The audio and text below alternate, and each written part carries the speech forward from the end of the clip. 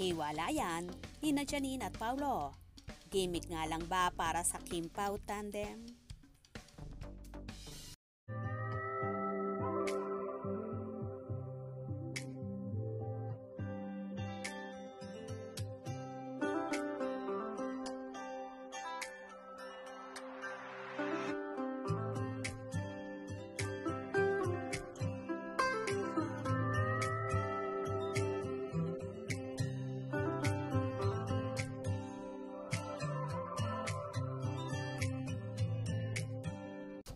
Maraming Paunin fanay ni Janine Gutierrez at Paulo Avellino ang hindi naniniwala na muling naghiwalay nga ang magkasintahan.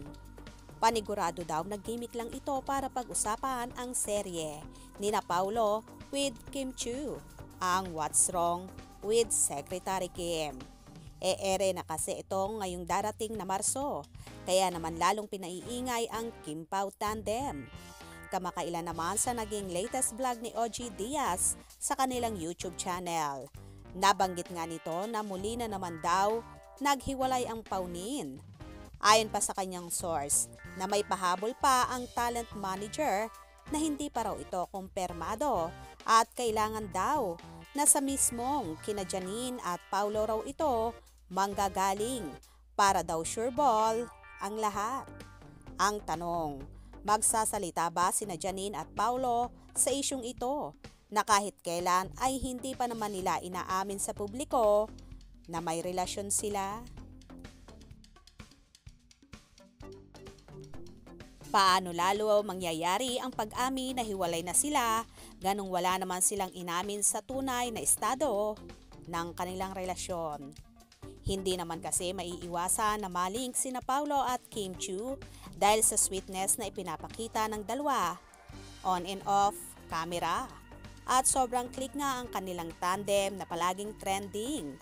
Marahil, isa rin ito sa mga dahilan kaya gano'n na lang ang publicity at nagagamit nga ang relasyon ng Paunin.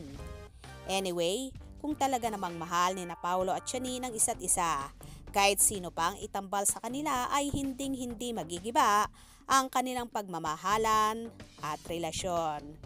Kahit nga daw ang inang si Lotlot de Leon ay walang kaalam-alam sa usaping hiwalayan ng Paunin dahil hindi naman daw ito nagsasabi sa kanya.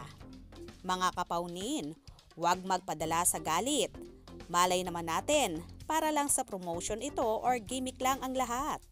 Malalaman din naman natin ang totoo sa paparating na panahon.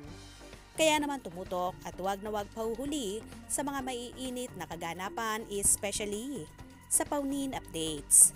Mga ka-scoop, anong inyong magiging reaction sa bidyong ito? Comment below.